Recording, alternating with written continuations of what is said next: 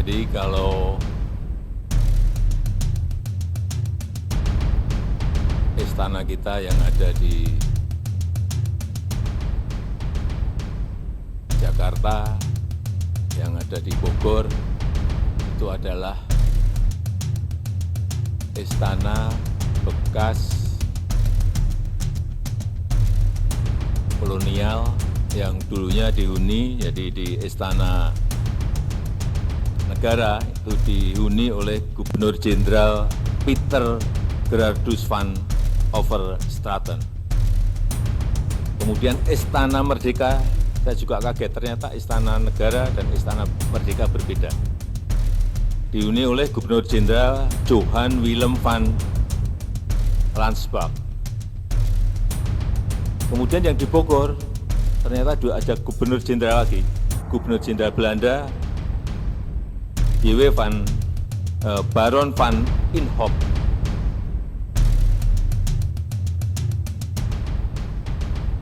Saya hanya ingin menyampaikan bahwa itu sekali lagi Belanda, bekas Gubernur Jenderal Belanda. Dan sudah kita tempati 79 tahun. Di bau-baunya kolonial selalu saya rasakan setiap hari, dibayang-bayangi.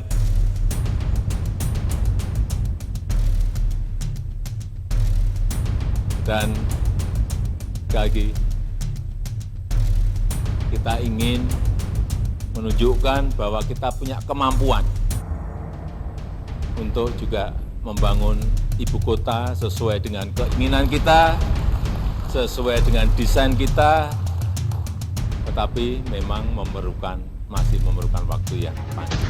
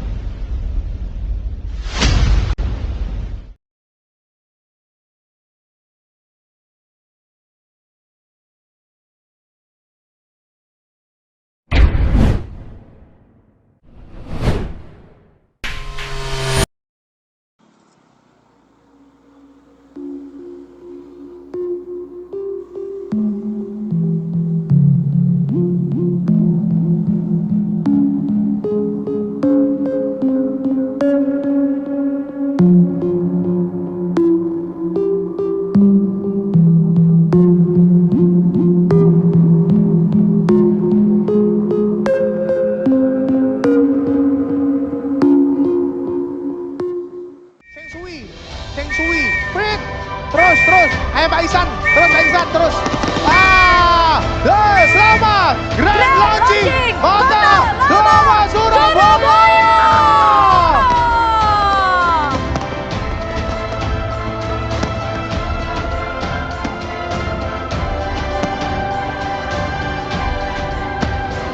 Selamat Surabaya, ya. Dolar Surabaya, tepuk tangan yang mana? 1 bulan sudah, Grand Opening Kota Lama Surabaya dibuka oleh pemerintah Kota Surabaya. Sebuah kawasan yang terletak di Surabaya Utara ini digadang-gadang bakal menjadi destinasi wisata terpopuler di Kota Pahlawan, bahkan mungkin di Jawa Timur. Seperti sudah lama mati suri, wilayah tersebut kini telah segar kembali untuk memanjakan para pengunjungnya. Secara serius, pemerintah Kota Surabaya merekonstruksi kawasan Jalan Raja Wali, Jalan Kembang Jepun, dan sejumlah kawasan di dekat dua jalan yang terhubung oleh jembatan ikonik, yakni Jembatan Merah. Kawasan dengan wajah lawas, namun dengan rupa barunya itu, kini dinamakan Kota Lama Surabaya, kota yang pastinya penuh dengan nilai sejarah. Tentu saja, ini adalah sebuah proyek yang sangat keren untuk kota metropolis seperti Surabaya. Saking kerennya, saat baru digarap saja, kawasan Kota Lama Surabaya sudah dibanjiri oleh warga lokal maupun dari luar Surabaya. Mereka datang berbondong-bondong menjadi buzzer atas segarnya kembali wilayah yang penuh dengan nuansa Eropa itu. Seketika, ribuan konten membanjiri sosial media. Untuk kawasan Kota Lama Surabaya, sepertinya sudah tidak perlu lagi digambarkan bagaimana suasananya dalam tulisan ini, karena sudah terlalu banyak yang melakukan review yang bahkan berbangga dengan rupa-rupa peninggalan penjajah yang dahulunya direbut dan dikuasai oleh arek-arek Surabaya dengan pertumpahan darah yang luar biasa. Menurut pendapat saya pribadi, Kota Lama Surabaya ini sangat asik ya, menjadi wisata baru di Surabaya. Mungkin orang-orang yang ingin ke Surabaya bisa jadikan Kota Lama sebagai destinasi selanjutnya. Karena ini menurut saya wisata baru dan asik. Sejarah Kota Lama ini sebetulnya saya kurang paham banget, tapi ini dulu juga lebih ke tempat parkirannya ini land bemo di Surabaya, yang biasanya di Jembatan Merah Plaza Mall ini biasanya parkirnya di sini sih dulu, terus sekarang udah diubah menjadi wisata terbaru Surabaya Kota Lama. Kalau menurut saya sendiri sih kotanya emang cukup unik karena seperti namanya Kota Lama. Emang bangunan-bangunannya itu bangunan lama dan saya juga baru pertama kali sih ke sini.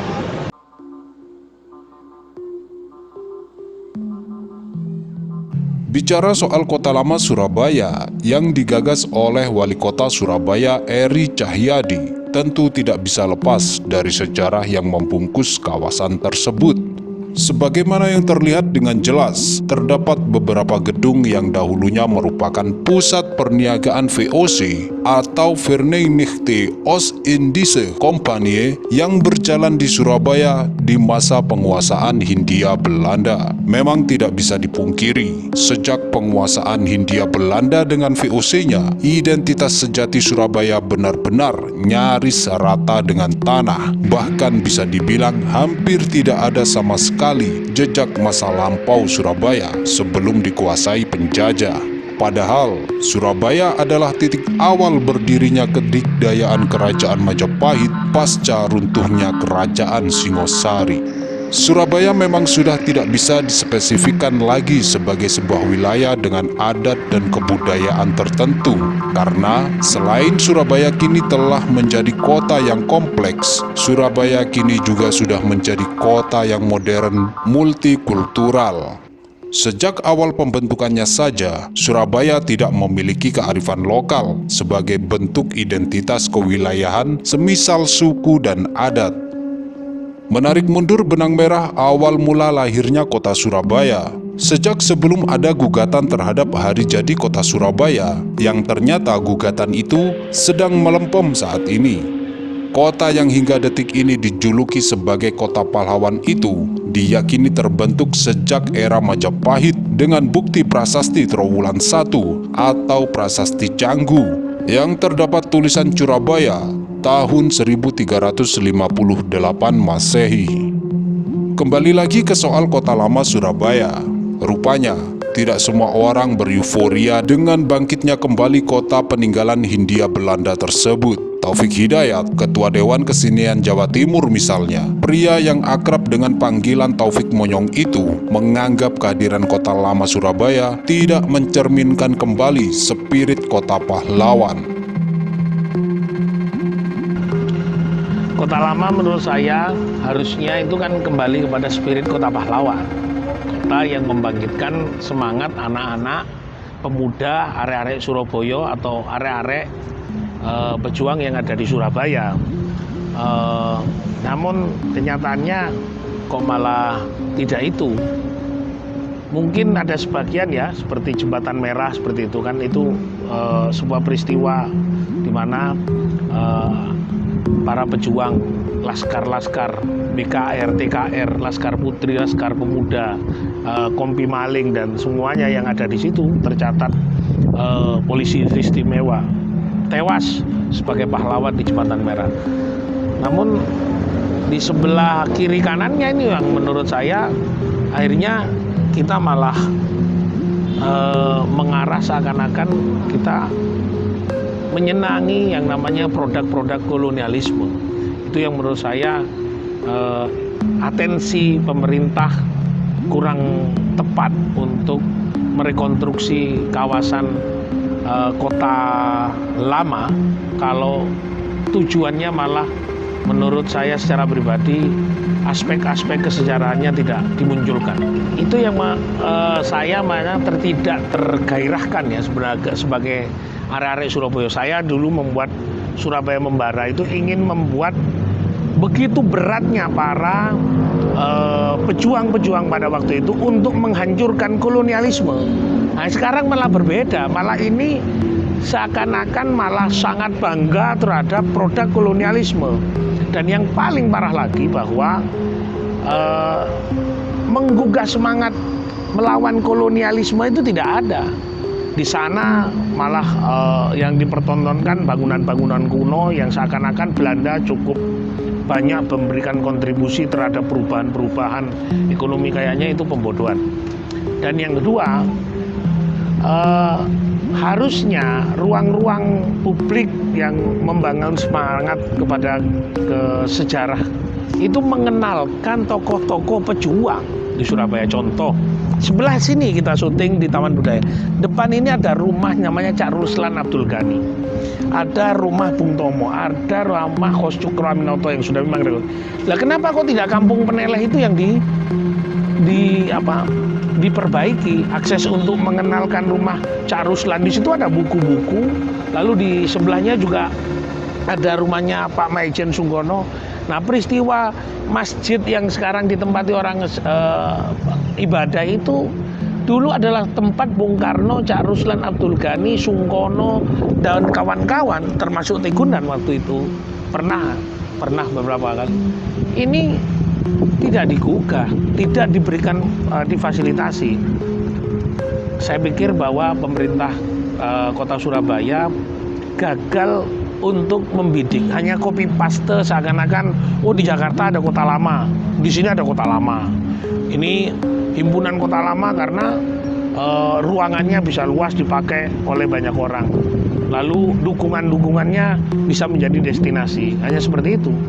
Sangat jauh daripada spirit kepahlawanan yang harus ditumbuh kembangkan untuk masyarakat Surabaya. Jadi kalau masyarakat Surabaya itu disuruh nyantai, disuruh bodoh, disuruh tolol, nonton hiburan, ekonomi anjlok, pajak naik, tidak pernah disadarkan. Dulu orang-orang para pahlawan kita itu mengkritisi Belanda, mengkritisi kolonial, mengkritisi sekutu, melawan yang namanya hegemoni kolonialisme, baik itu dari sekutu, dari Inggris, dari orang-orang yang ambivalen, kelompok-kelompok Cina pedagang yang sebagian juga diusir oleh Bung Karno dari Indonesia. Itu mengkritisi, bukan malah sekarang ini orang disuruh lalu hebat, heboh, lalu mereka tidak punya gairah ekonomi. Transportasi yang kolonial yang dulu kita masih punya yang namanya delman, beca, tidak dihidupkan. Malah sekarang yang terjadi apa? Jeep-jeep perang. Saya membuat jeep perang pada waktu itu untuk membuktikan bahwa iki loh simbol kolonialisme. Sekarang malah menjadi transportasi kolonialisme, menghidupkan kolonialisme di suasana Surabaya. Dalam sejumlah agenda tertentu seperti hari-hari peringatan nasional, khususnya peringatan Hari Jadi Kota Surabaya, Hari Pahlawan dan peristiwa perobekan bendera Belanda, nuansa yang dihadirkan tak lepas dari kebudayaan-kebudayaan Eropa, terutama Belanda. Seraya dalam seremoni-seremoni yang disajikan, seolah-olah Belanda begitu sangat berjasa membangun Surabaya. Bukan hanya meniru dan menyajikan kebudayaan asing, adopsi atas pola dan gaya para penjajah seakan menjadi perilaku yang dianggap normal serta biasa saja. Padahal, sebagai ibu kota Jawa Timur, Surabaya seharusnya lebih mengutamakan kebudayaan lokal dengan tidak menjadi sales gratisan bagi kebudayaan asing, apalagi budaya negara-negara yang pernah menjajah Nusantara. 350 tahun penguasaan terhadap bumi Nusantara bukanlah waktu yang singkat. Pengerukan kekayaan alam serta pembantaian yang membabi buta dan perbudakan terhadap pribumi di masa lalu sepertinya tidak menjadi pelajaran bagi pemangku kebijakan dan penguasa di era milenial kini. Sungguh miris ketika melihat para petinggi dengan bangganya mengenakan pakaian penjajah. Ya inilah makanya saya kembali lagi, pemerintah ini secara konsep kebudayaan apa sih sebenarnya yang mau dilakukan oleh Surabaya itu punya ludruk, Surabaya punya selendang, punya ya sudah munculan masyarakat urban di sini ya. Surabaya ini mulai lerong, ketoprak, ludruk, pesutan dan macam-macam ya, kesenian padi lele dan macam-macam ada di sini. Nah, kenapa yang terjadi kostum-kostum Cak Daning tidak ada di sana, raka-raki sumama, lalu kelambi Medurawan, sarung, kelambi kostum-kostum sederhana tempo dulu tidak dibawakan. Mungkin nanti dari pemberitaan sampean nanti baru dia sadar, membuat anggaran baru, menetapkan anggaran baru, begitu saja. Jadi kami ini bayar pajak hanya untuk memenuhi hasrat seksualitas kepuasan pemerintah. Tidak betul-betul pemerintah menghidupkan ekonomi kebangsaan yang berbasis perjuangan arek-arek Surabaya. Kalau menurut saya, angle pemerintah kota Surabaya gagal melihat spirit kepahlawanan. Angle-nya gagal. Orang merobek bendera merah putih biru itu sebenarnya bukan penghinaan, malah mempromosikan Belanda. Event-event yang sama dengan kelompok sekarang anti Amerika, akhirnya yang terkenal malah Amerika sebagai police is world, jadi polisi dunia. Kalau kita sering kayak gitu lah, kenapa kok tidak ada orang bule lewat di sana kita antemi, biar nanti kelihatan bahwa kita, oh ini bule, ini pasti Belanda, kita antemi sampai nyonyor, lalu kita merdeka, nggak ada. Yang terjadi kawan-kawan saya banyak kalau ada Belanda datang ke sini, Mister, how are you?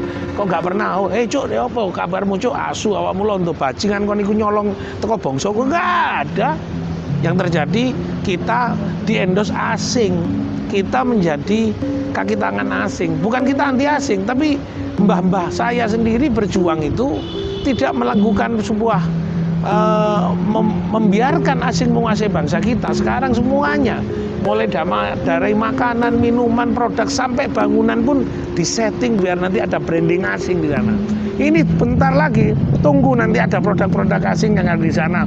Ada kan cerutu itu, gedung cerutu, nanti orang jualan cerutu di bawahnya. Udah kan? Nanti produknya dari Jember dimeriki asing. Wes pokoknya ngono lah.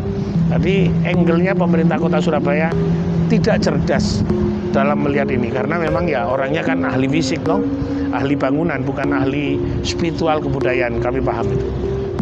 Harapan ke depan ya kita sadar di tengah kebodohan ini, karena pemerintah sekarang bodoh. Lalu kalau sudah pemerintahnya bodoh, mereka hanya menyiapkan mobil tarik pajak itu, tapi tidak berdampak pada masyarakat. Mungkin wisata sungai, mana ada nelayan-nelayan Kenjeran, nelayan-nelayan Tambak Wedi, nelayan-nelayan Moro Kerembangan boleh masuk ke sana untuk nyari ikan, untuk semua jadi tempat. Hampir semuanya itu dilakukan oleh pemerintah. Yang kenyang adalah struktur kerja besar, badan besar pemerintahannya, yaitu tadi. Tapi saya tidak menyalahkan, karena memang masyarakat itu kalau nggak pakai pakaian pemerintah kayaknya nggak kenyang.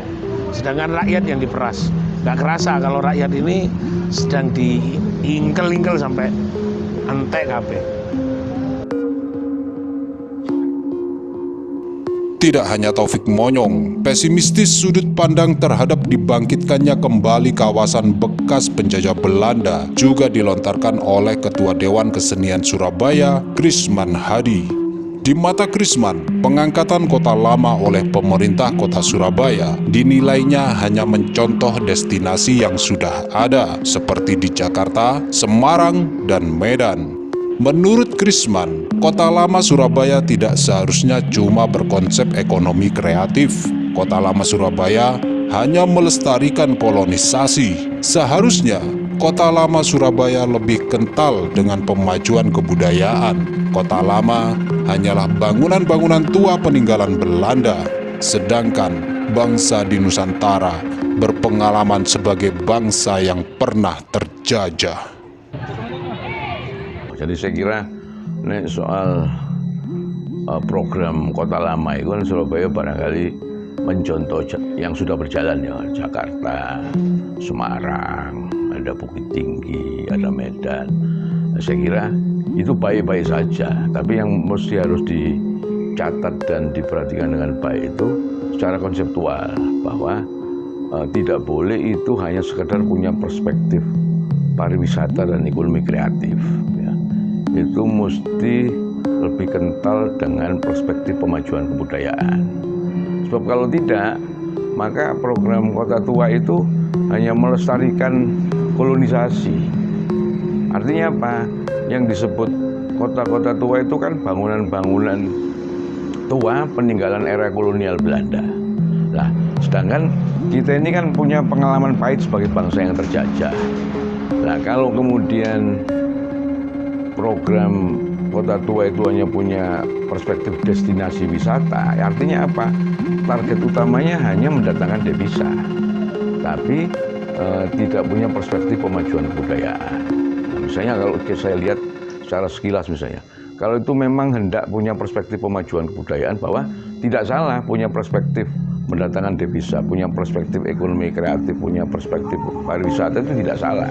Nah, tapi kalau memang konsisten bahwa program destinasi wisata Kota Tua itu punya perspektif pemajuan kebudayaan, maka paling tidak di situ perlu dipikirkan bagaimana sajian kulinernya yang khas Surabayaan, bagaimana tipikal tata busana, misalnya tata busana para pegawai ya, para pekerja yang melayani turis atau orang-orang yang datang di Kota Tua itu. Nah, prasarana misalnya, paling tidak itu ono dokar gitu ya, misalnya ono dokar, ono jaran, sehingga ketika bikin program tentang destinasi wisata Kota Tua itu tidak sekedar berkaca pada sejarah kolonial, sejarah yang menyakitkan kita sebagai bangsa yang terjajah, tapi bisa berfungsi untuk pemerdekaan buat generasi berikutnya. Sebab kalau tidak begitu, maka program Kota Tua itu akan terjebak hanya untuk melayani nostalgia kolonial, di mana misalnya dulu orang-orang yang pernah menjadi tentara Belanda yang mungkin sekarang masih hidup dan anak keturunannya itu, untuk melihat sejarah kakeknya, neneknya yang pernah berada di Surabaya, maka datanglah ke Kota Tua. Itu berarti hanya melayani fungsi nostalgia, tapi tidak punya perspektif futuristik. Futuristik apa? Masa depan, bahwa kita ini punya kepentingan untuk pemajuan kebudayaan. Pemajuan kebudayaan itu kaitannya dengan nation and character building. Nah, sehingga itu harus diperhatikan betul, supaya tidak hanya sekedar untuk melayani devisa, tidak hanya sekedar untuk melayani ekonomi kreatif, tapi punya makna yang sesungguhnya berkaitan dengan nation and character building. Ya itu tadi, sarana dan prasarananya mesti benar-benar diperhatikan dalam perspektif pemajuan kebudayaan.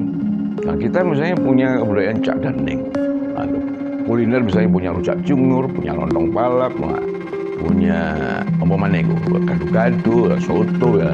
Nah, jadi jangan sampai kemudian terus para turis asing yang misalnya kapal pesiar, pengunjung kapal pesiar datang terus kemudian ke Kota Tua, ternyata di situ disuguhi steak misalnya. Apa bedanya kan ngono? Sehingga perlu diperhatikan betul soal kulinernya, soal tata busananya, soal sarana dan prasarana transportasi di dalam destinasi wisata Kota Tua itu. Paling nggak ono jaran, misalnya ono dokar, misalnya, atau cikar misalnya. Nah, itu akan lebih menarik, dan pasti itu akan menjadi sebuah ikon yang unik buat Kota Surabaya. Jadi kita harus pede sebagai sebuah kota itu yang berjalan dengan cara berpikir bahwa Kota Tua itu adalah ikon yang berkaitan dengan identitas kota. Kayak misalnya Bali, kayak misalnya Jogja. Kenapa kemudian sepanjang masa para wisatawan asing itu berbondong-bondong ke Bali, berbondong-bondong ke Jogja? Karena mereka punya karakter kedaerahan yang kuat. Nah, kalau Surabaya tidak punya karakter kedaerahan yang kuat, saya kira ya itu hanya melayani ekonomi kreatif saja, tapi tidak tidak ikut serta di dalam pekerjaan pemajuan kebudayaan. Saya kira begitu. Ya saya menghimbau lah, ini kan karena kebijakan pemerintah kota. Kita ini apa sih? Kita ini yang sekedar pekerja kebudayaan, kita ini yang sekedar aktivis yang mencintai identitas sebuah kota. Saya kira yang bisa kita himbau pada pemerintah kota, semoga saja nanti orang-orang semua yang terlibat dan dilibatkan di dalam kerja destinasi wisata Kota Tua itu adalah orang-orang yang benar-benar mengerti tentang esensi dasar dari pemajuan kebudayaan. Kalau tidak, maka saya kira omong kosong itu. Jati diri Surabaya dari dulu, Surabaya ini multikultur dan pluralis ya. Multikultur artinya apa? Nah, di Surabaya itu kebudayaannya akulturasi, dari ada pengaruh Arab, ada pengaruh Tionghoa, dan juga ada pengaruh sedikit Eropa misalnya. Juga ada pengaruh Jawa yang juga cukup kental.